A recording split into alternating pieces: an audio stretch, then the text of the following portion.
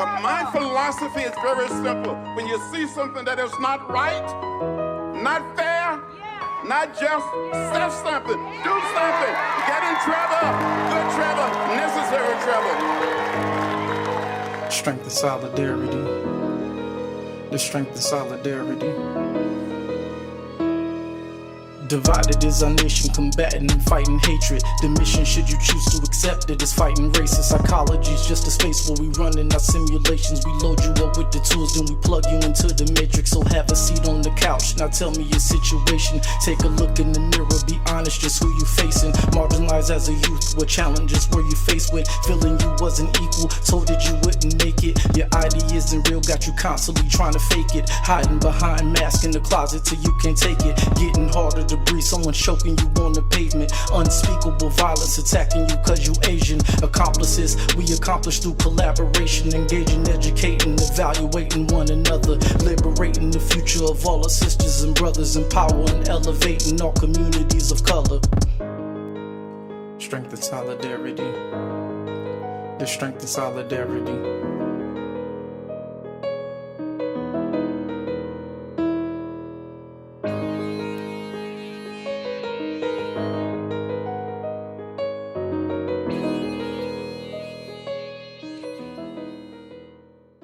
The Strength and Solidarity podcast is a conversational piece that invites scholars, community activists, leaders, artists, and entrepreneurs to discuss their work as accomplices in cultivating cross-racial ethnic solidarity.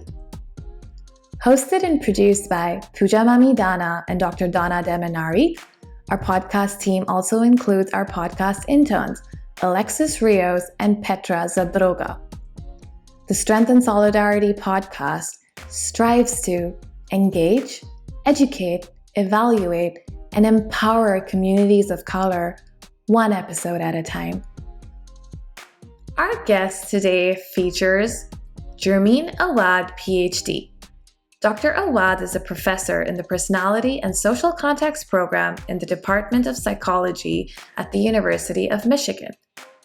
She conducts research on the process of acculturation and ethnic identity formation for Arab Americans, examines the effect of discrimination on the Arab and African American community. She also investigates the predictors of prejudice and racism toward Arab, MENA Americans, Black Americans, and other ethnically minoritized groups. Dr. Awad is one of the co-founders of the American Arab, Middle Eastern, and North African Psychological Association, AMENA-Psy, and is currently the president. She has over 60 publications and is the co-editor with Mona Amer of the Handbook of Arab American Psychology. Dr. Awad is associate editor of Cultural Diversity and Ethnic Minority Psychology, and has served on several editorial boards including the Journal of Black Psychology and the Journal of Multicultural Counseling and Development. Hi, Dr. Germine Awad. Thank you so much for being on our podcast today, Strength and Solidarity. We're really happy to have you here. Thank you so much for having me. This is such an honor to speak to both of you and to be on this podcast. Thank Love you. having you. So we'd like to begin by, if you could share with us about your journey in becoming a psychologist.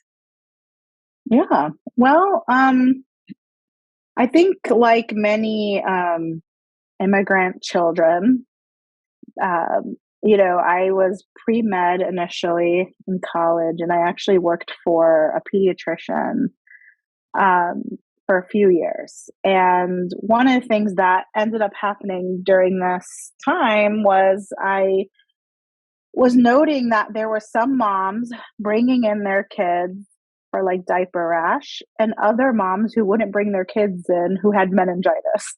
And it was so fascinating to me just to try to understand, like, what is it about,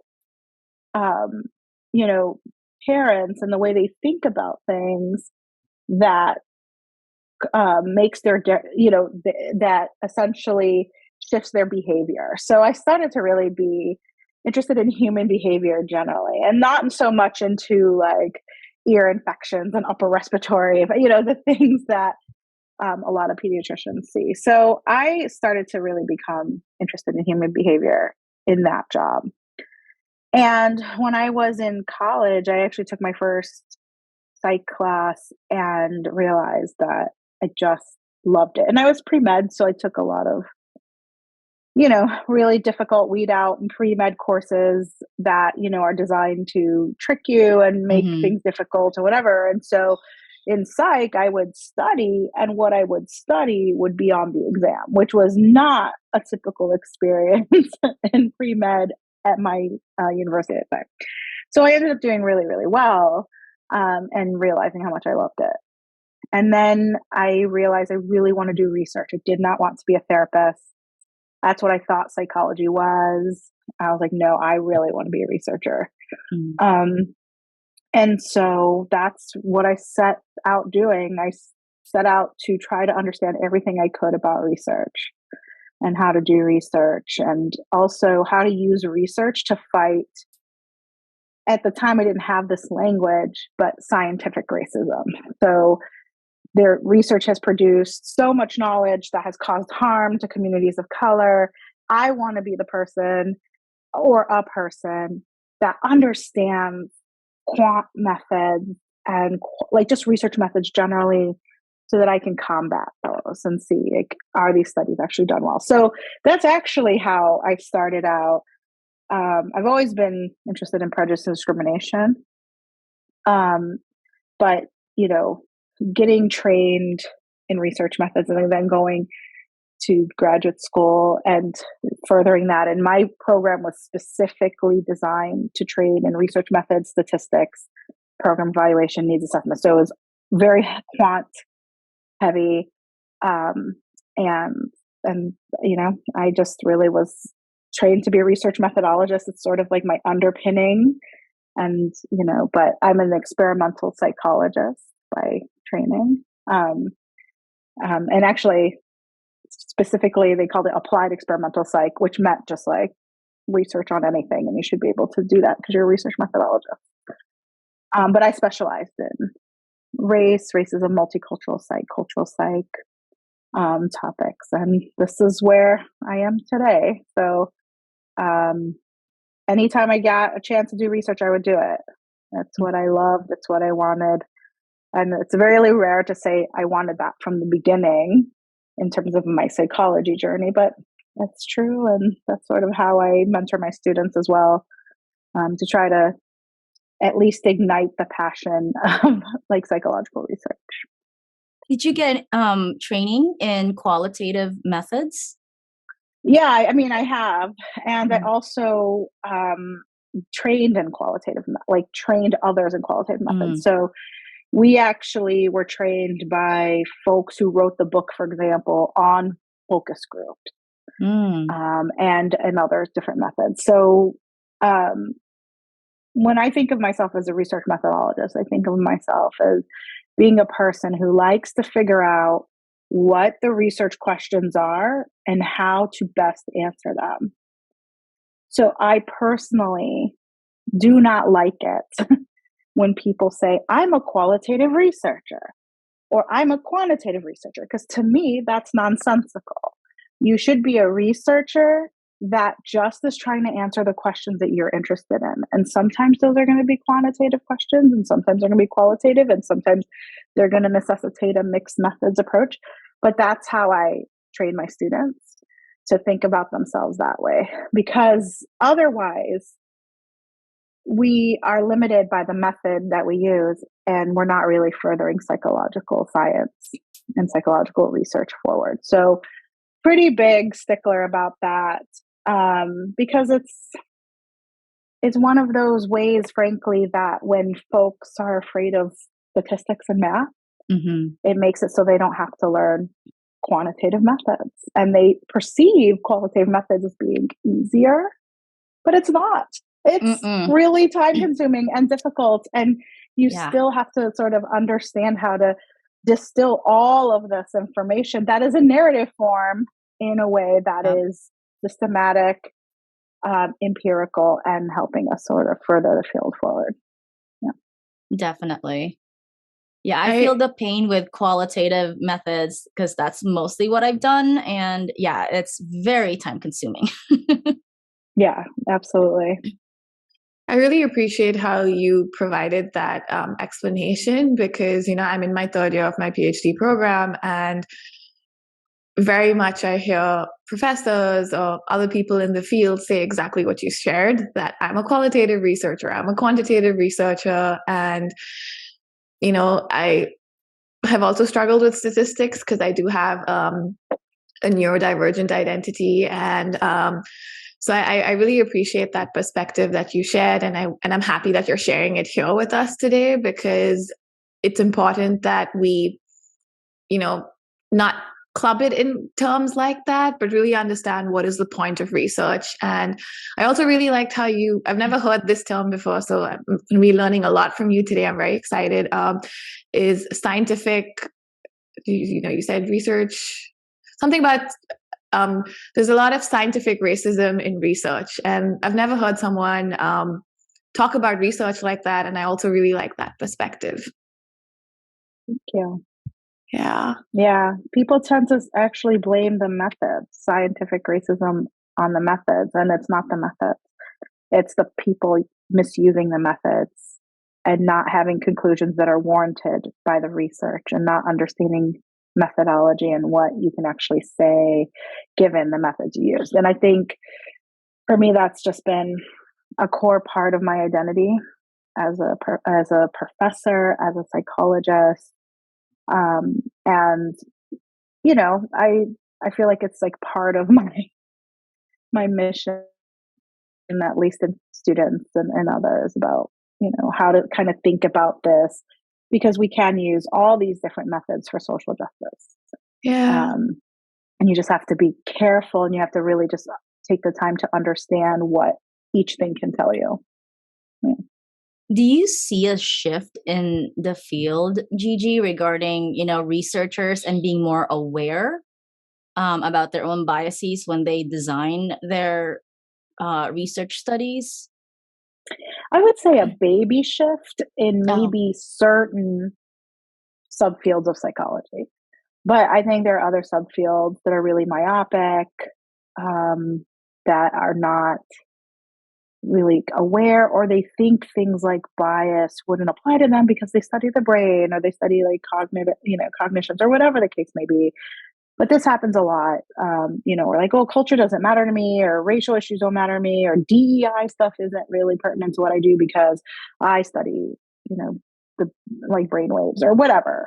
I'm being, simplistic, but it's not true. It's biases in everybody research, right? We're all biased going in, and if you acknowledge it, it actually helps reduce it. That's sort of, kind of thing. Like, not this weird Western way of thinking about science as the subjective reality that isn't really conducted by human beings, which is weird because we are human beings conducting research. And so, there's always biases introduced into questions. And I do think like some subfields are really good at that. And I would say like when folks conduct qualitative research are really great at being able to do that, because they themselves are the instrument. And when you're the instrument, you have to have a positionality statement. You have to talk about like what you're bringing to the study, right?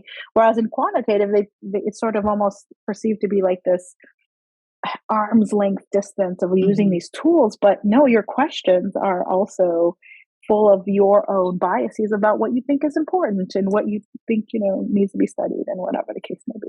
So, right. Yeah.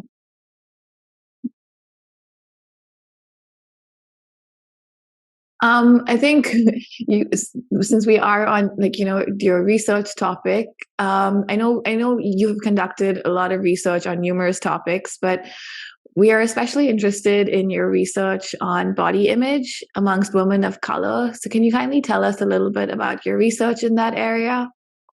Sure. It's so funny. People really love that line of research.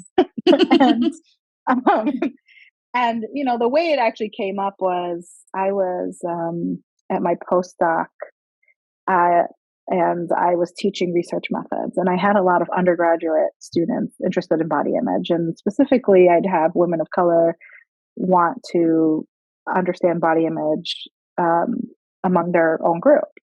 And I was like, oh, sorry, there's not really a lot of measures designed for women of color. And that started me on that path. Like, well, okay, let's see what's going on. And then I was asked to join like a national research team on this with other folks that were interested. And that's kind of how I got into it. It's really my work on identity, acculturation, and prejudice that led me into body image concerns among women of color, because it's also like their omission from the field really was what drove me to be involved. But it's funny because I never thought of it as being like a line that would be enduring, but it is, because it constantly is an issue that comes up where, much of the literature is about middle-class white women. And then there's also all of these misperceptions for women of color, where, especially for Black women, for example, there's a perception that Black women are buffered against body image concerns. And that doesn't really explain kind of the other type of body image concerns that come up when you broaden your definition of what body image is. So the problem is in the Eurocentric body image literature, it's a very weight and body size focused. And when you expand it for women of color, you're including things like hair texture and facial features and skin tone and other things that end up becoming important to notions of beauty and body image concerns for women of color specifically. And so I and my colleagues have called for like an expansion of the definition of body image to go beyond body size, but actually other aspects of body concerns that we do need to intervene on to reduce psychological distress in women of color. So I think that is sort of the way I've been kind of immersed in this literature to the extent of like making that argument. So my students and I are in the process, and we've been in the process of this for many years, is creating a body image inventory for women of color specifically that include aspects of hair, texture and concerns and skin tone, in addition to body size and other things. I love that. So it's more inclusive, because otherwise what we have out there isn't inclusive, or it's like ancillary overall. So when you talk about it's like special topic versus like should be part of the way we talk about body image generally for everyone. Yeah, I love that you actually mentioned that, because when I do think about body image, it is coming from that Eurocentric lens. When Pooja mentioned that was the image that came to my mind. So that internalized oppression happening right there. Yeah, well, I mean, it's also like you can see it also in plastic surgery that happens across the world, right? Like, so like trying to get epicanthic eye folds in, Asian cultures, right? Mm-hmm. Talking about, skin bleaching products. Yep. I mean, there's just like so many different things that have happened that people are ignoring when they sort of think about body image as being just body size. Anyway. I think it goes back to, your, like when you first started out as a student and then now like a professor, like your original mission of the way research needs to be conducted for people of color, and like thinking about that methodology, and even understanding that in these assessment tools, these are the layers of identities and the way they intersect that's missing, because it's such a larger concept. And bringing in that social justice perspective of, especially for people of color, there's so many layers to that, and it's not just about body size or body image. And I'm very, very happy to hear that you and your students are doing that. And thank you so much for sharing that with us. And and I know we asked one question with your research, but I just want to say thank you so much for all the research that you've done so far in the field and like what you're continuing to do. Yeah, thank you. I actually like your research on looking at disaggregated data, because to me that is very important too. Mm-hmm. And how we need to Yeah, disaggregate all of that to ensure that certain groups are provided, are given the attention that they need, because they usually become invisible when you put everybody in this one lump, one group. yeah, no, and then right now it's really important because Directive 15, which sets the race and ethnicity reporting guidelines for the federal government, is being revised by the Office of Management and Budget, and it's actually an open comment period right now until about April something. I forgot the date, but they actually recommended changes to how folks measure race and ethnicity, and one of them is to include a MENA box that's separate outside of white, which is great, and to also create a streamlined question for race and ethnicity, meaning it's a pan-ethnic or racial group, and then under it there's checkboxes for like the largest ethnicities within that group, and then there's also write-in. So to try to get at some of that fine-grained data that sort of is represented within these large pan-ethnic designations and racial designations. And so they're trying to work on it. So, the census has been frustrated for many years in trying to revise these things. But the Office of Management and Budget is really, as far as we can see, they're putting their money where their mouth is. And That's great. I'm actually proposing changes that they're now getting public comment on. So if you have strong feelings about it, this is the time to go. I do. The federal, go to the Federal Register. I should send something on the list about it, but the Federal Register and make a comment, because this is the time. That's good to know. Thank you for telling us that.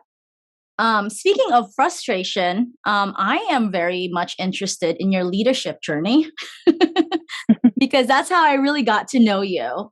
And for our listeners out there, we would like to hear more about your leadership journey and how that has been for you, the challenges that you've faced.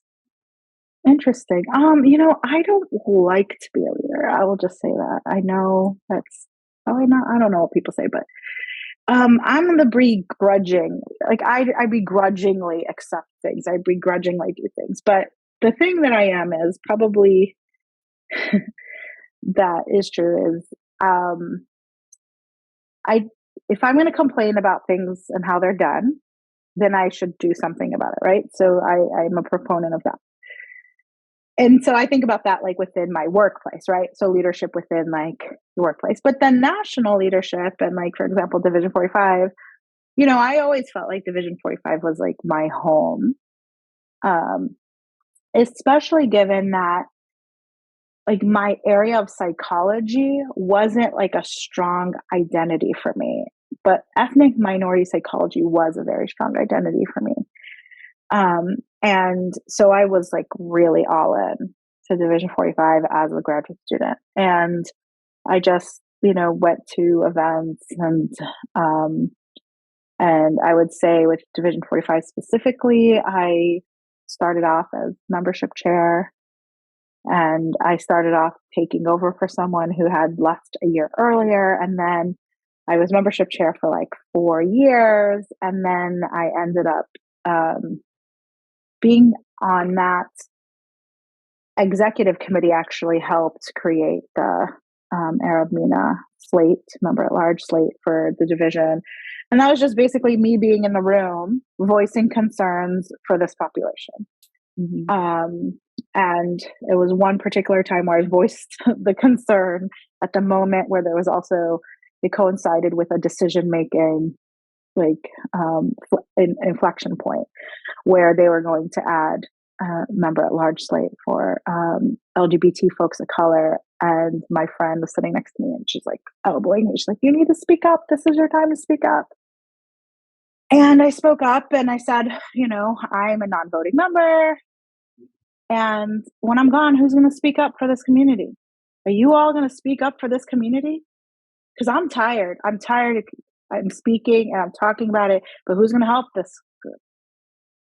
And it was so powerful because in that moment, John Gonzalez, who was I believe the treasurer at the time, stood up and said, I call, Gigi's right. She's been talking about this.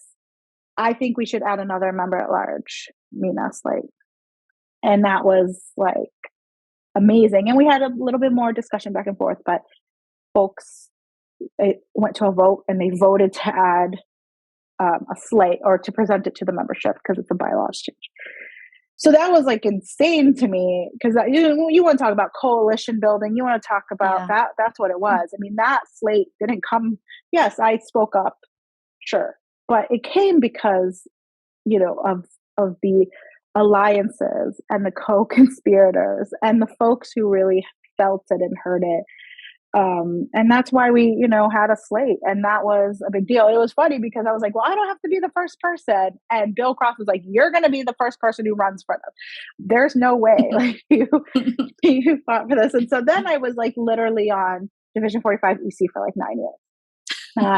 It was like so crazy because it was like 3-year term. And then Helen Neville's like, you should do another year. We need you on there for another year. I was like, okay. So it was a lot. So I was like on the EC for a long time. But so Division 45 was really important. And as I was also on that EC, I was helping behind the scenes build AMENA-Psy. And so all these things are happening at once. And in a lot of ways, Division 45 officially recognizing Arab MENA as a member at large slate helped make the argument when we were trying to create AMENA-Psy. And so all of this stuff is kind of happening at the same time. And, because of the Hoffman report, APA's Hoffman report, that was really the catalyst that really mobilized folks. Because when we wanted to make a public comment about it, we didn't have an organization. Yeah. And we only had a network at that point.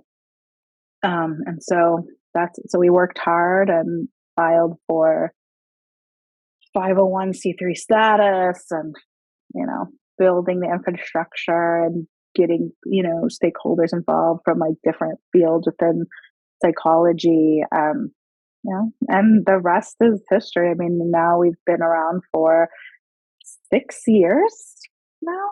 So almost 6 years, which is like, seems like a long time. I feel like I've been on that EC also for a long time. So it'll be nice to rotate off and give the next generation a chance to lead and shine. And that's really at this point in my career, my goal is to just help produce the next generation of, we have so many amazing early career folks. We have so many amazing graduate students. Like the future is bright. Yeah. And that's fun. So that's fun to kind of watch and do what I can in the limited amount of time that I have to help folks in different ways to meet their goals. And I didn't want to cut Dr. Donna on you, but can either of you share for our listeners who may not know the acronym what AMENA-Psy means? What is AMENA? So AMENA-Psy is the American, Arab, Middle Eastern, and North African Psychological Association. It is a lot. There's a lot of, and so we talk about, so AMENA is started to become an acronym for like the group, but it is actually really, I always say Arab and MENA because Arabs are subsumed under MENA, but we wanted to make it clear in the name that it is similar to the other ethnic minority associations. So it wasn't just about region, it was also about a minoritized identity. And Arab is very much a minoritized identity. And groups that are similar to Arabs, like Iranians and other folks that don't identify as Arab, it's still like kind of an understanding of how you're stereotyped in the United States is you're Arab and or Muslim. And people don't see any differences between any of those things. So the nuances. So that was part of how we named our organization. So that was very clear.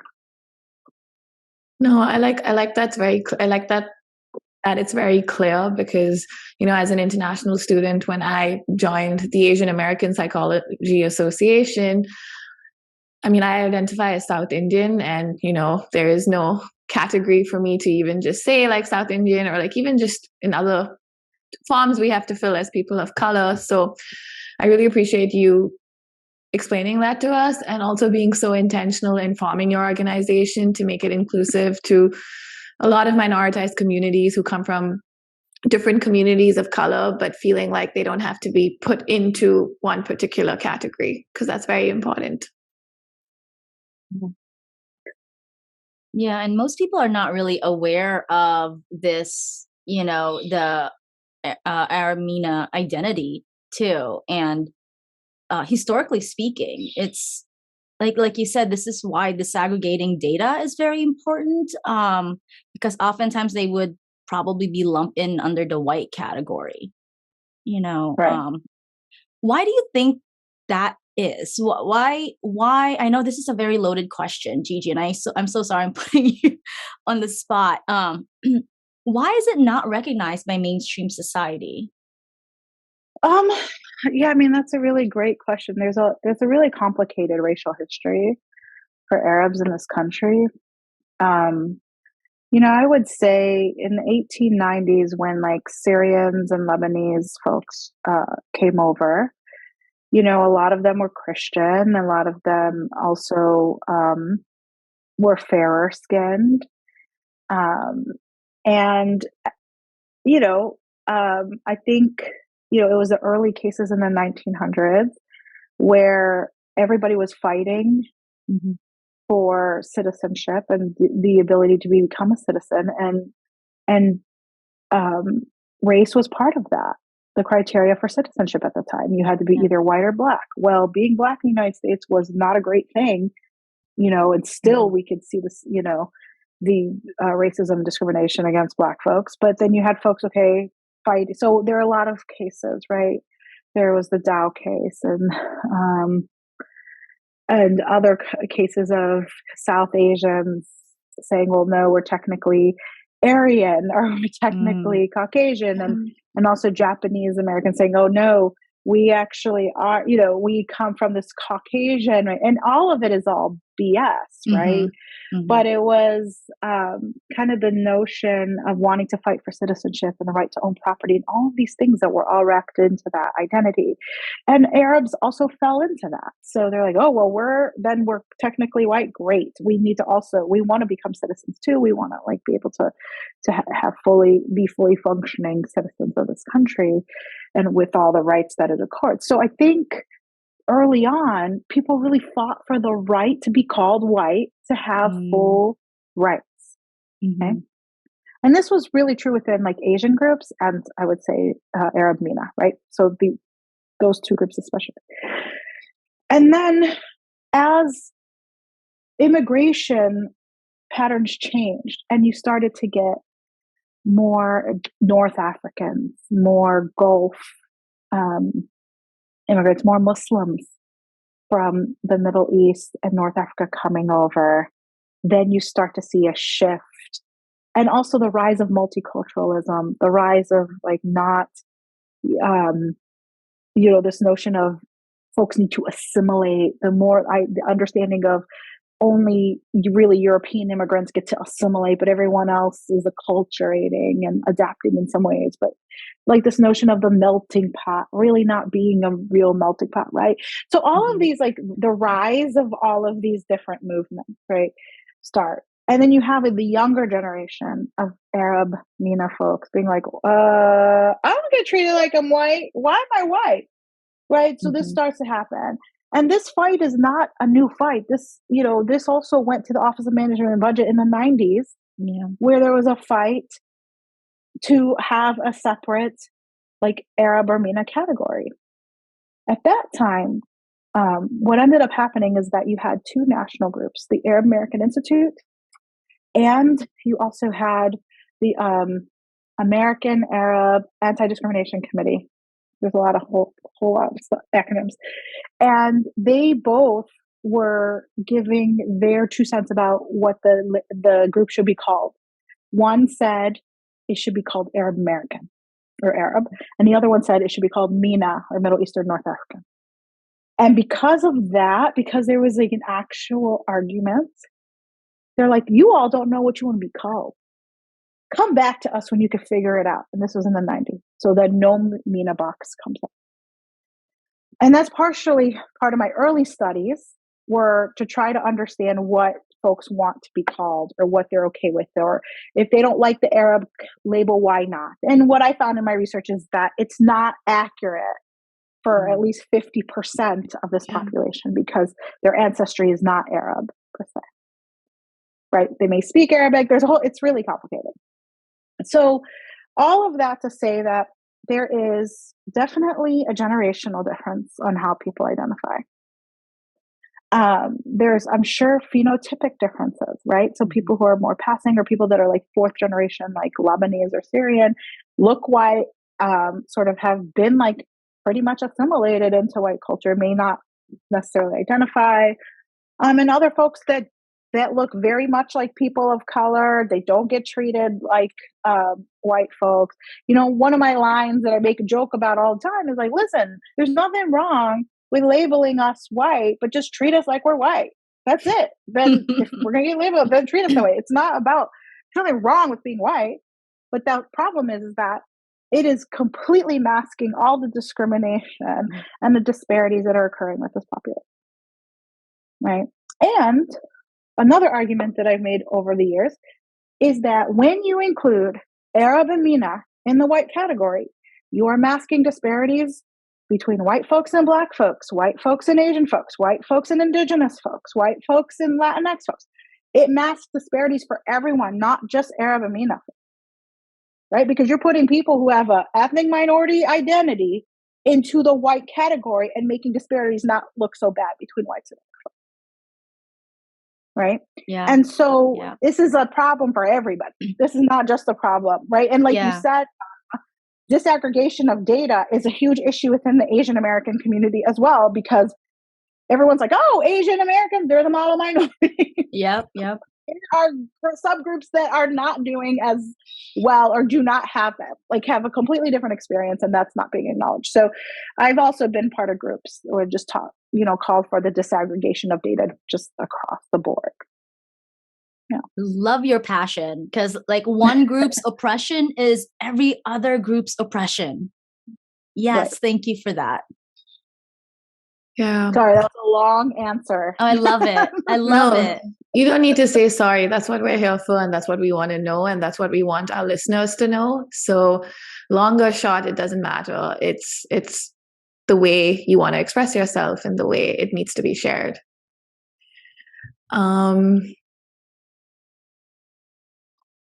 Yeah, sorry. I'm just taking all that in because it's unfortunately something still that,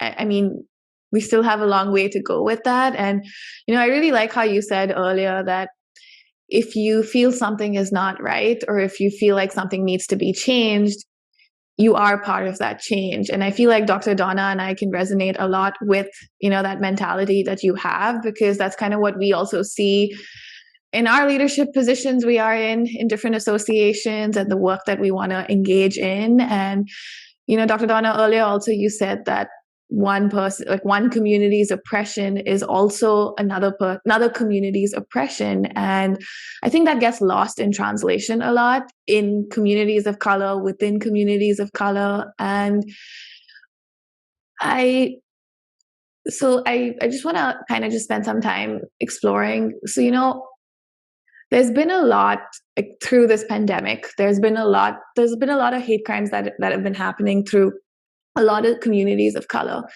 And I think in the spaces that I'm in, what primarily doesn't get spoken about is, and also my classmates who are like Arab and MENA also share, it's very hard for everything that's kind of happening back home in Iran or like different countries, and still having to like perform, but like being worried about their families back home, and not getting that empathetic support from their universities, from their practicum sites, and really understanding how difficult it is to even just function and perform.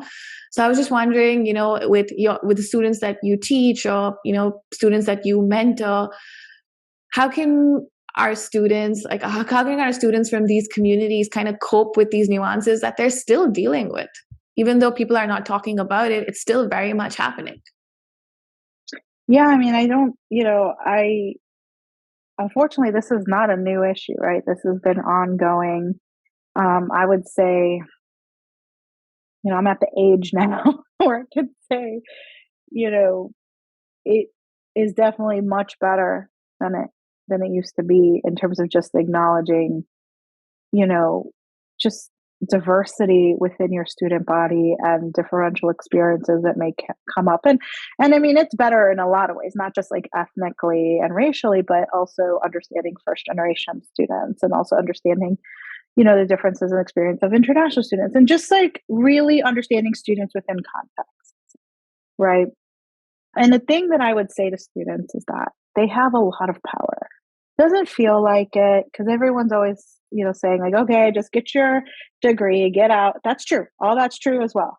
However, when students speak up and say something, like people are paying attention in your programs, and it's one of those things that you have to be careful about how you communicate because racism and discrimination does exist. But, I think that there is motivation for departments and universities to be better at DEI. And if you present problems that students are facing in this context and sort of talk about, like, we know this is where higher education is moving. This is, I know a goal of, because every university has this as a goal, right? Mm-hmm. But this is just sort of looking up the mission, looking up what the university says about these issues, using that to bring up issues of, wanting to address student problems, or just acknowledging that students are going through things because there's things happening back home or, in their ancestral countries or whatever the case may be, or around the globe. And so just, I think in the last couple years or 3 years, since pandemic, the good news is that there's more attention to work-home balance. There's more attention to, we need to start thinking about what's happening with students at home, right? As soon as everyone went on Zoom, right, things came to light. Oh, do people have equal internet access? Should we have everyone put their cameras on or not? All these things started to come up in like how professors teach their classes, how administrators sort of help support students. So I do believe it's better. And I think that students are in a powerful position to ask for what they need, especially if the university has it as one of their missions to care about that. So this is like my tactic in life. I look up what people say they want or what a company says it does, and I say, hey, this is what you say you do, but this is what's happening. Is there any way that we could just make sure you're living up to your mission? Mm-hmm. How can I help you, live up to the standards that you set for yourself, right? And so that's typically what I would recommend, because it is it's delicate. You got to massage it. You got to, white supremacy is real. So you have to figure out how to communicate things in a way that it could be heard. Yeah. No, I appreciate you breaking it down like that, because something that my mentors have been teaching me over the last 3 years is code switching. And I still don't like that I have to do that, but it is what it is. And it kind of exactly what you're saying. It's like using the language to kind of get the advocacy that needs to happen, but someone has to fight that fight, or someone has to advocate in that manner. Otherwise things will always be the same. So I really like how you shared that with us. Thank you. And I'm sure it's really great for students to have somebody who has the platform, who has that power to advocate for them too. Absolutely. So I'm wondering, I'm not in the Arab MENA community. How could I be a better accomplice to ensure that cross-racial ethnic solidarity with our brothers and sisters in that community? Yeah, I think honestly, we have growing membership, and when a group is less known, it's also I mean, this is maybe a controversial point, but it is also the responsibility of the group to educate about who they are. It's exhausting, and it's a lot of work, and it shouldn't only be on the group. But the truth of the matter is, in spaces in which people don't know, you have to educate. And then the folks who are not part of that group, it's also the responsibility to like bring up that group when there's not someone in the room from that group. Yeah. Right. And that's over and over what's been happening with the MENA-Psy and Arab MENA folks. Like, people are like, well, what does the MENA-Psy think about this? So, I mean, I'm president right now of MENA-Psy, so I I get a lot of inquiries about, oh, does the MENA-Psy have a statement, or does the MENA-Psy have suggestions? And that's great. That just shows that folks are speaking up on our behalf, that people are remembering that we exist, and we still have a long way to go. We still have like, oh, you're missing, like they tend to omit Arab MENA folks, like when we're talking about other ethnic minority communities, like in terms of applications or whatever, they're not listed. And so usually, inevitably, one of our members or somebody like says, hey, you're missing Arab MENA folks. Where's that? So, it's just like constantly reminding folks of these issues. And, it's been my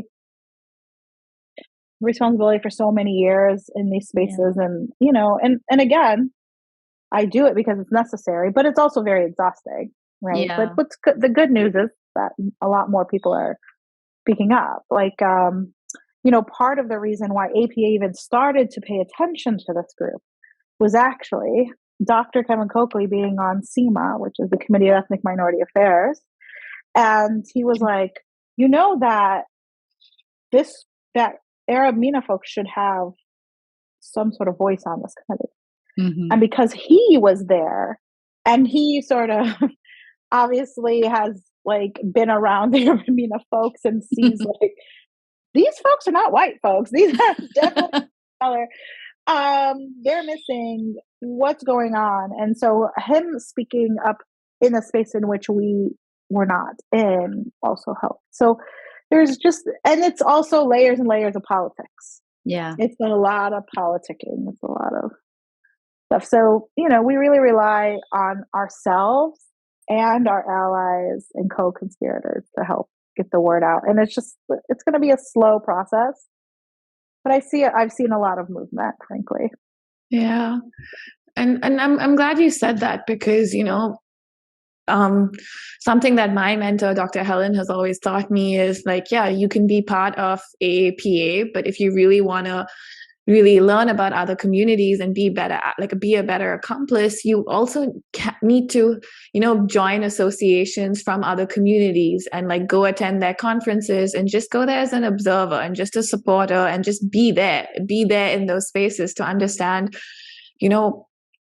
how you can also advocate for them in like these other associations you're part of. So I'm happy that you shared that. And I'm definitely going to attend an AMENA-Psy conference in the future. And I also have a friend, like one of my juniors, who I'm trying to get into leadership, but I'm going to send them your way because I think, young leaders need to get more involved in those spaces. No, absolutely. That would be great.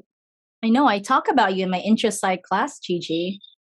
Because I talk about the history, the history of APA and how it's, established. And I talk about the different EPAs, here in the US. And the newest one is AMENA-Psy. So I talk about you. You're up there. You and Mona.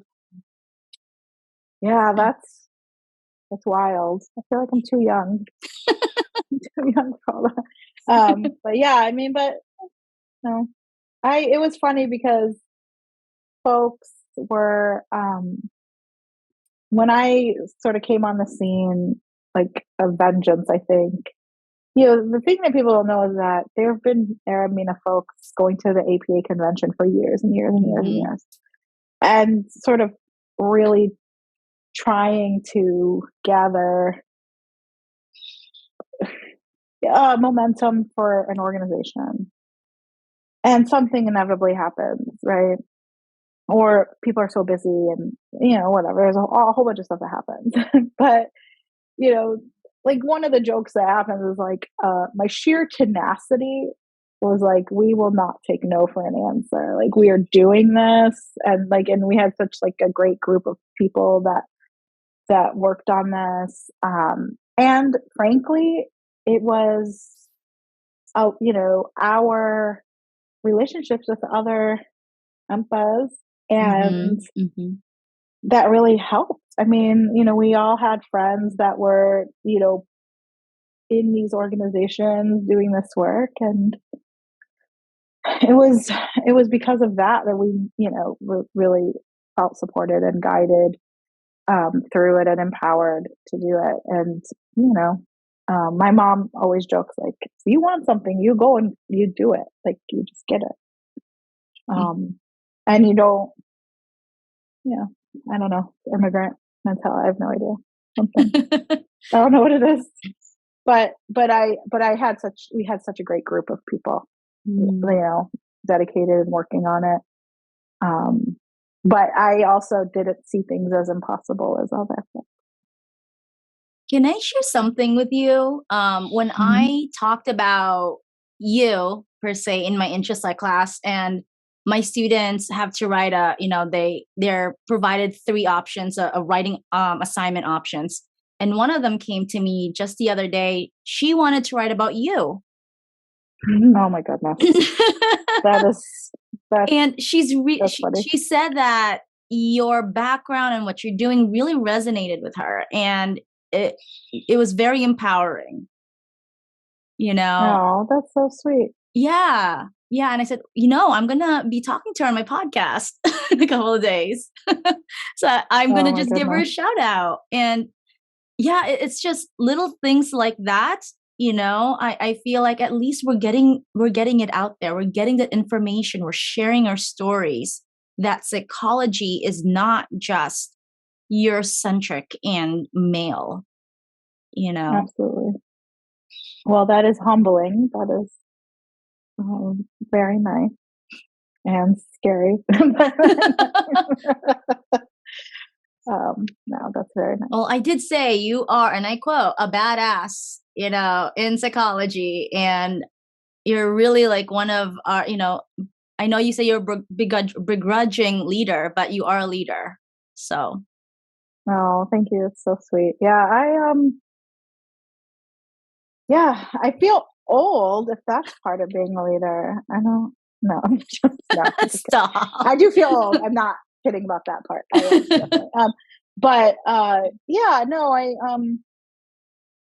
I think it's really exciting to be a part of building something to help. I just honestly want graduate students and early career folks to not have to go through what I went through. Yeah. That's really what I want. Like, I want someone to go to APA or whatever conference they go to and just be like, oh, wow, that person's from my group. Yeah. That's what I want. I mean, and to like acknowledge that. Like, it was, just to have visibility, to feel seen, to have, and I felt really supported by my ethnic minority brother and sisters. Absolutely. I mean, I was very much, I feel like part of other community, the Black community in graduate school and other communities for sure. But also, I think it's important, to see your full, all of the representations of your identity and groups and stuff. So, Yeah. That's it. That's really what it comes down to. I just didn't want that feeling of like, where do I belong? And having a graduate student be like, where is my group? Yeah. There is strength in solidarity, and I'm so happy that your other colleagues from the different other ethnic minority psychology associations we're able to provide some sort of like support in some form or the other. And I can really resonate with what you shared about you don't want other students or like other future people to kind of go through what you went through. And I'm really happy to hear that, because we need more professors like you, more leaders like you, more researchers like you. And from the moment that I heard about you through Dr. Donna, like way beginning of last year when we decided we're going to start this podcast and all of this, Dr. Donna always talks about you, even when we're having I love Donna. She's amazing. She really is. Even when we're just having like, scheduling meetings for the podcast, somehow your name will come up. And so through Dr. Donna, like, I obviously got to like learn more about you and then do my own research on you. And you really are truly a role model. And Dr. Donna just shared one paper her classmate has written. Sorry, not classmate, student has written. I'm thinking classmate, sorry. But I'm sure there's going to be many more papers like that Dr. Donna gets. And, you might also see. So it's just, you truly are such a role model. And even just talking to you in this conversation today, I just feel the aura of your strength. And just very grateful to have met you today. So thank you. No, thank you. Thank you both for inviting me and your patience in trying to get this scheduled. I did not realize the president of an association would be this busy. My schedule, but moving to a different place. Yeah. Y'all went from, Texas to Michigan, and busy. Yeah, no, absolutely. But we really do appreciate, your time and for sharing us a little bit about yourself. And thank you so much for that. Yeah. Oh, no, thank you for the invitation. This has been a pleasure. Oh, it was no question. It's been I had to have you. Like, I have to have this podcast. I know. I was telling Kevin, I was like, Donna's a very adamant that I talk to this. So it's really like, I'm not gonna take no from her. No, you definitely. It was great. It was worth it, and this definitely lifted my spirits today. It's been a somber day here in Michigan. I know. So I canceled class actually because I was just like, nope, we are not doing this. We have to acknowledge that this happened. I don't know what's happening. Like I'm kind of sick of society acting as if things are like okay all the time, and that like it's business as usual. They just refuse. So today I was like, I'm the professor. I'm canceling. I will see you all on Thursday. That's not doing this today. So. Now it's not. I know it's not the same school because it was in Michigan State, right? Okay. Correct. But there's so many close connections with Michigan State here. And, there's so many, so these students went to high school with the Michigan State students, right? So they tend to congregate to, those are the two largest universities. So they're universities, but then also it's just, I got so many emails from students being like, my parents are asking me to come. It was just a lot. Plus I was like, you know what? We need to just take a moment and like, let's not normalize this. This is not normal. I'm going to cancel. And I just sent an email with, different mental health resources and stuff and said, I'll see you on Thursday. It's okay. We'll, take care of yourselves, and I'm sure that other people still had class and that's their prerogative, certainly. But I just, that's it.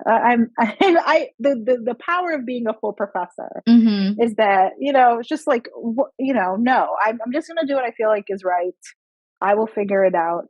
I have the power to like adjust my schedule and stuff. So, okay. But this was, this was nice, like break from that, like fixating on that terrible tragedy. So. I was telling Dr. Donna, I actually stay away from news because just so much has been happening and it just really upsets me. And I was checking my practicum email and one of the fathers, because it's like a Catholic school, one of the fathers sent out like a prayer that's going to be held later. And just before I got onto the podcast, And I was like really frazzled when I got onto the podcast, and I was like, Donna, I'm like, I don't even know if we should be having this like episode today. And I'm like, you know, like that there's like so much going on just with you, not only just with your students, but with your children, and, you know, just, you know, being in that community, like living in that state. And Dr. Donna was like, no, she's checked in with you all. And I was like so amazed that you were still meeting us today. And I know. I'm happy to hear that it kind of, you know, distracted you for a little bit, and, you know, you were just able to, yes. No, absolutely. I mean, it did. I mean, it's sad. It's just, it's sad because it's the same old story. I know. Yeah. I know. Just, you know, and that's the feeling as a parent, as a professor, as like a human in this like society. You know, I don't know. So today I was like, wait, you know, I was like, well, because the other thing was, you know, I mean, I know that we probably shouldn't be talking about all this, but I was just like, well, should I just go and hold space for the students? And I realized that I was like, I actually cannot hold space today. Like, I personally, this is just too hard on me today, and I just need some space as well. Give them some space, give them some resources, and then I'll talk a little bit about it next class, and then we can like go, you know, move on a little bit. But yeah, I was like, oh no, this is, you know, I was actually talking to Kevin about, you know, when we were at the University of Texas, we had 3 violent incidents happen while we were professors there. Wow. And that, like, thinking about this, just that, you know, it just came to light, like, how normal this has become. Yeah. That, you know, I don't know. I just was like, you know, like, we lived through 3 different incidents at the University of Texas. But, yeah. I feel like we're all desensitized to this because it's almost like every week it's something in a different state. And I don't know, Right. what would you do with that anger? You know, like, what can I do? It feels so helpless. And that's the thing that makes me so angry, is that you feel helpless. I don't know. Like, that's the thing. Like, I'm a problem solver, like, by nature. And I just, like, I don't know. It's just so political. Yeah. And I hate politics personally. Just in my own, like, career, I hate it. Right? Just the having to, you know, whatever, the code switching and all the layers of it. But just when you get to, like, when kids' lives don't matter, then what is it that is going to make people care? Like, because, you know, it's just, it's so, like, the culture has become so coarse. Like, it just doesn't, you know, I'm like, you know, once Sandy Hook happened, this society already decided they didn't care if 5-year-olds died. Yep. If nothing happened after Sandy Hook, then what's going to be the difference about college students or adults? Or, like, this is the thing. You're right. Sorry, this is like a bad, because I'm definitely in a very like feeling helpless mode right now. But yeah, I mean, it is exactly what's happening. Like, what are the ways that we can actually make change? And I just don't see that in our political climate. Like, what way? Like, what could actually happen? It's just the way that our politics are even set up in this country. It just makes it really difficult. Yeah. Like, we had an insurrection in the U.S. Capitol. Yep. And that didn't change anything. Nope. Like, so, Exactly. like, Exactly. Anyways, I know we're over time, but. No, we wanted to address this with you later, just to check in on you, and you kind of felt the energy and you brought it up before we did. So just sending you lots of love, strength, healing, just to your family, Dr. Virtual Coakley, hug. and, you know, all your students and your entire community, because it's even though we might be, this is happening so frequently, it's still so hard. I mean, like, when you just see it and you wake up, and I'm so happy you canceled class, because it is important that students also take time to, like, heal and, like, grieve and just process what's happened. Like, we're not robots where we can just go function when a community has been affected like this. So I'm really happy that you're using your voice, you're using your power, and you're just thinking about your community and your students, which is so important. Yeah. Thanks.